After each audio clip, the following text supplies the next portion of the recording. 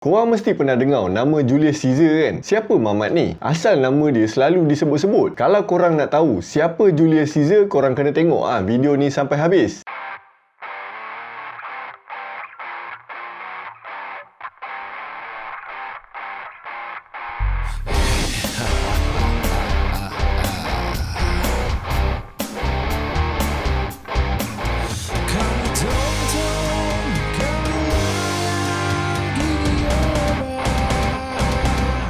Assalamualaikum dan salamlah ke bersejarah. Aku nak bagi tahu dekat korang, video ni mungkin akan jadi video terakhir aku. Tapi bukan aku tak keluar langsung tau. Maksud aku, video ni akan jadi video terakhir yang guna background PC semua ni. Lepas ni kita akan start shoot video dekat studio baru. So akan jadi background lain lah. So korang relax, aku masih ada kat sini lagi bercerita untuk korang semua. Kalau ikut perancangan, pada tarikh video ni keluar, studio dah pun siap dan ready untuk digunakan. So, next video kita akan jumpa dekat tempat baru pula.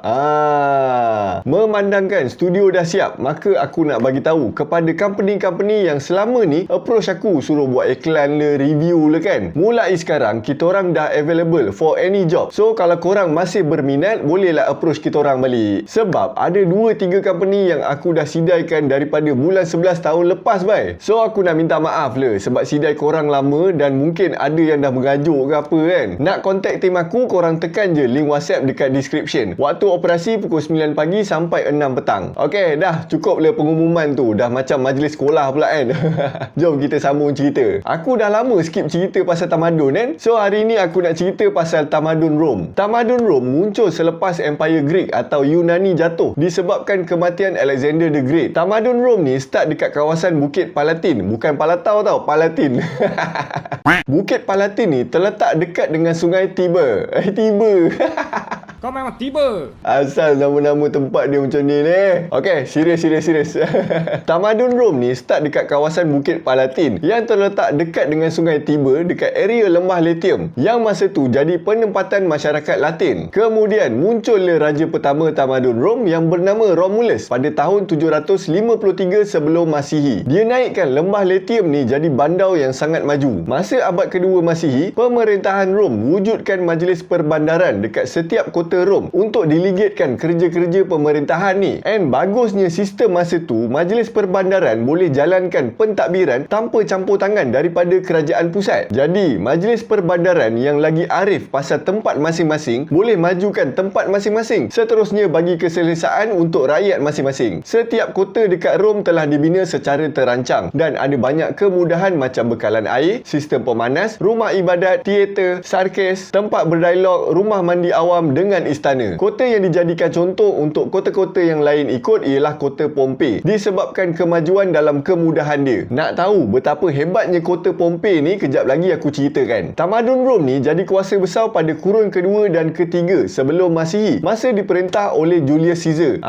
Ni aku nak ceritakan secara ringkas pasal mamat yang bernama Julius Caesar ni. Julius Caesar ni lahir pada tahun 100 sebelum Masihi dan mamat ni famous sebagai ketua tentera yang hebat sebab dia dah menang banyak gila perang. Masa zaman Caesar ni, Republik Rom ni tengah bergolak disebabkan perang saudara di antara Gaius Marius dengan Lucius Cornelius Sulla. Diorang ni tengah berebut kuasa. Dalam masa yang sama, dak Caesar ni pun perang saudara dengan Pompei. Masa fasa perang saudara ni, beratus-ratus senator yang mati. Sama ada dalam perang ataupun diorang kena hukum bunuh ataupun diorang tamatkan riwayat hidup diorang sendiri. Pada tahun 59 sebelum Masihi, Julius Caesar telah dilantik menjadi konsul yang membolehkan dia jadi pemerintah Republik Rom. Lepas tu, Caesar isytiharkan diri dia sebagai diktator seumur hidup dengan menggunakan gelaran maharaja lepas dia dah jatuhkan General Pompei. Bila dia dah jadi maharaja, dia pun tamatkanlah sistem republik ni dengan mewajibkan sistem pemerintahan warisan. Korang faham tak kerajaan republik ni macam mana?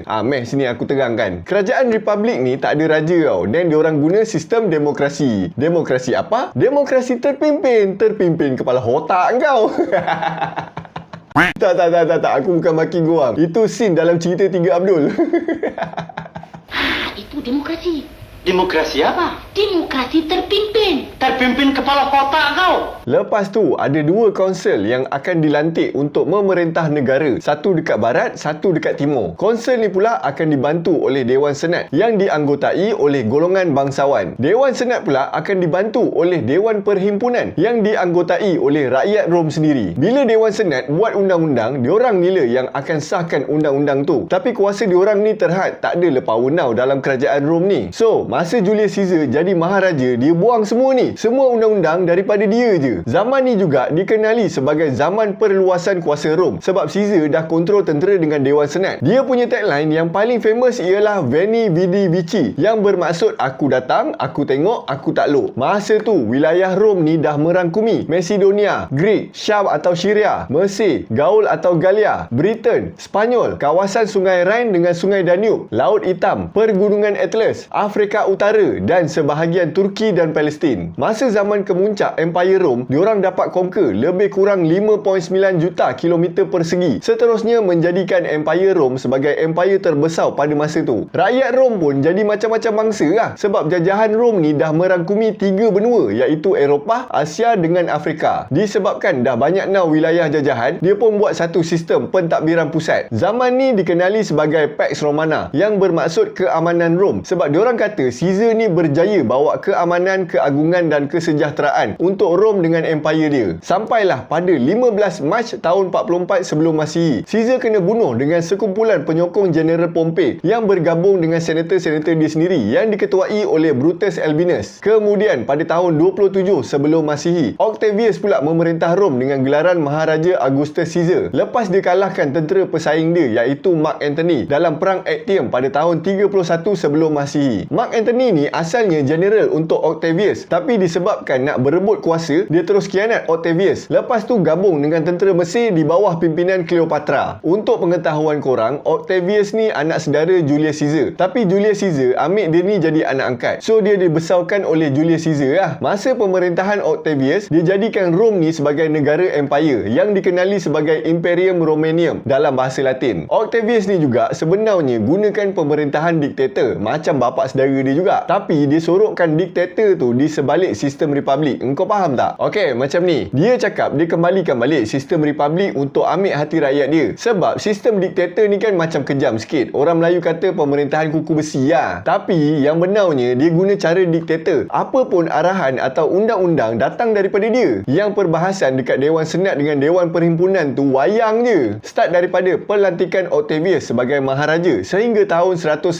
Masihi. Rom dikenali sebagai zaman keemasan kesusasteraan dan seni bina Rom. Dan masa inilah munculnya dua orang penulis dan penyajak terkenal iaitu Cicero dengan Virgil. Sastra ni sangat penting dalam tamadun Rom sebab sastra ni digunakan untuk naikkan semangat patriotism. Okey, itu serba sedikit lah sejarah ringkas macam mana wujudnya kerajaan Rom ni. Sekarang ni aku nak ceritakan pasal masyarakat Rom. Masyarakat Rom ni ada kasta, ada 4 lapisan. Ni aku nak ceritakan daripada bawah sampailah ke lapisan yang paling atas. Kelas yang terendah ialah hamba abdi. Hamba abdi ni memang tak ada hak langsung sebagai manusia dan mesti ada owner. Dia takkan jadi hamba yang tak ada tuan. Kelas yang kedua terendah ialah plebeian atau orang bebas. Senang cerita rakyat biasalah. Diorang ni ada hak untuk bersuara dalam pentadbiran negara melalui Dewan Perhimpunan. Kelas yang ketiga ialah equestrian atau lebih dikenali sebagai knight. Nama gelaran tu bermaksud penunggang kuda dan terma equestrian ni masih kekal sampai sekarang. Tapi sekarang ni jadi sukan lah. Masa zaman Rom dulu diorang ni kira level tentera. Setiap equestrian ni akan dapat kuda seorang satu untuk join kumpulan berkuda yang akan bertempur bagi pihak Rom. Dan kalau nak jadi golongan equestrian, korang wajib kaya dan ada banyak harta. Kelas yang paling tinggi ialah patricians atau golongan bangsawan. Diorang ni lah golongan yang paling tinggi dekat Rom dan ada hak untuk jadi ahli Dewan Senat Rom. Dah cerita pasal Dewan Senat ni, kita cerita pula pasal undang-undang Rom. Undang-undang dan budaya diorang ni banyak dipengaruhi daripada tamadun Greek. Cuma lepas tu diorang improvise jadi lagi better. Undang-undang Rom ni telah ditulis untuk pertama kali sekitar tahun 450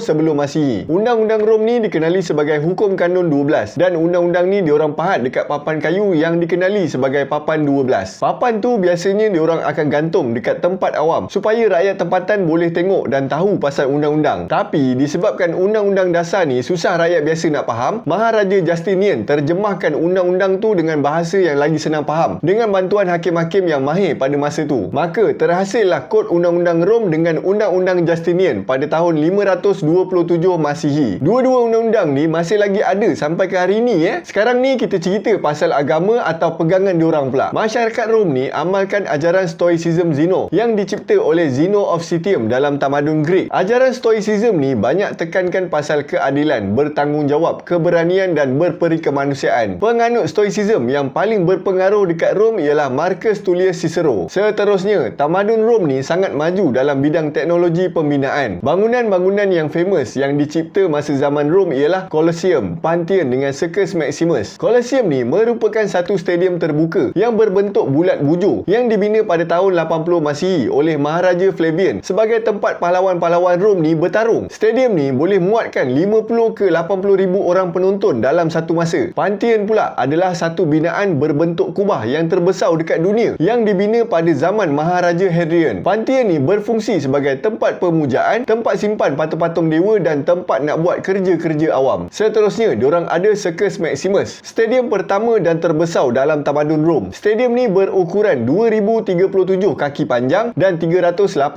kaki lebar dan boleh muatkan lebih 150,000 orang. Stadium ni dijadikan contoh untuk stadium-stadium lain yang dibangunkan kat seluruh Empire Rom. Kalau korang ada rezeki pergi bercuti dekat Rom, Itali, korang bolehlah datang melawat Circus Maximus ni sebab sekarang ni dah dijadikan sebagai taman rekreasi awam. Selain daripada bangunan-bangunan tadi ni, bukti kemajuan teknologi Rom ni ialah sistem saliran air diorang yang dikenali sebagai aqueduct. Kerajaan Rom sangat pentingkan sistem bekalan air ni sebab diorang nak pastikan penduduk Rom ni sihat dan bertenaga. Bila penduduk Rom ni sihat dan bertenaga, ramailah yang boleh pergi perang. Aqueduct ni akan bawa air daripada gunung dan teknologi ni menggunakan sistem graviti. Salah satu aqueduct yang menjadi lambang kehebatan Rom ni ialah Aqua Claudia. Okey, dah halang-halang aku cerita pasal teknologi, aku cerita pasal kehebatan kota Pompei. Pengkaji sejarah percaya yang kota Pompei ni diasaskan pada abad ke-7 atau ke-6 sebelum Masihi oleh Puak Oscan, seorang asal yang menetap dekat situ sebelum munculnya tamadun Rom ni. Kota Pompei ni duduk bawah kuasa Rom masa abad ke-4. Lepas perang saudara yang aku ceritakan tadi tu, kota Pompei ni dijadikan tanah jajahan Rom. Kota ni ada penduduk seramai 50,000 orang dan berkeluasan 64 ke 67 hektar. Kota Pompei ni ada banyak kemudahan macam pejabat, dewan orang ramai, mahkamah, perpustakaan, rumah ibadat, kedai, gym, pelabuhan, pintu gerbang dan Colosseum. Macam kota-kota yang lain, kota Pompei pun ada aqueduct yang salurkan air sejauh 165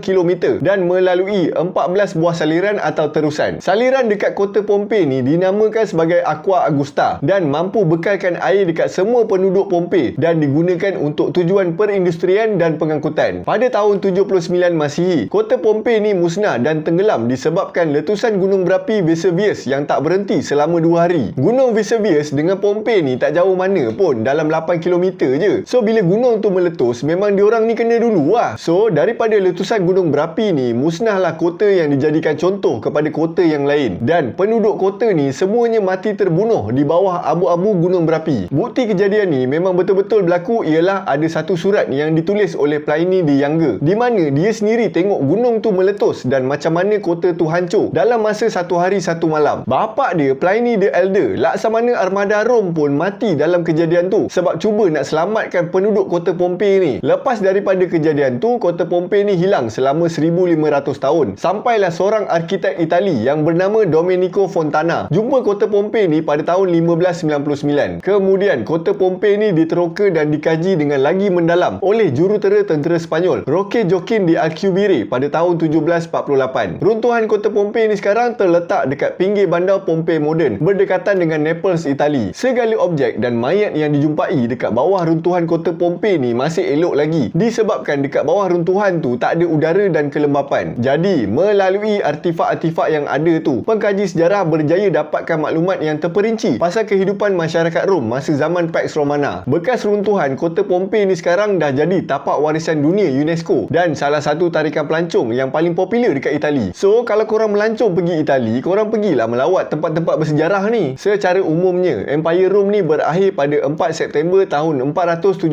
Masihi. Masa Empire Rom Barat jatuh dekat tangan orang Germanik iaitu Puak Gotik. Tapi tarikh ni bukan untuk keseluruhan Empire Rom sebab Empire Rom Timur atau lebih dikenali sebagai Empire Byzantine masih lagi bertahan dan mengamalkan undang-undang dan budaya Rom. Kejatuhan Empire Empire Rom secara keseluruhan ialah pada 29 Mei 1453 selepas kejatuhan kota Konstantinopel dekat tangan Empire Turki Uthmaniyah. Jadi begitulah kisahnya, serba sedikit pasal tamadun Rom yang aku baca daripada buku ni. Ni aku cerita secara ringkas lah. Kalau nak cerita detail satu persatu panjang weh. Tamadun Rom ni dah wujud sebelum Masihi. Dia jatuh lepas tahun Masihi. Berapa punya lama? Mampus lah aku nak cerita. So ini aku cerita mana yang penting untuk korang tahu lah sebagai pengetahuan umum. Kalau korang ada apa-apa fakta menarik pasal tamadun Rom yang korang nak tambah ataupun mungkin aku ada silap ke tadi, korang boleh tulis dekat ruangan komen dekat bawah, ok? Aku pun dah tak tahu nak cakap apa lagi sebenarnya sebab sekarang ni dada kiri aku ni asyik sakit je tau. So kita terus bagi penutup lah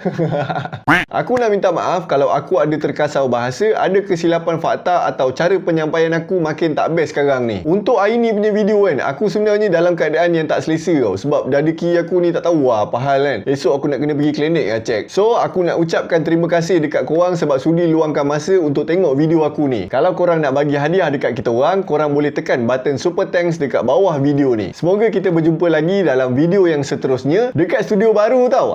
Nantikan. So assalamualaikum dan salam Melaka bersejarah.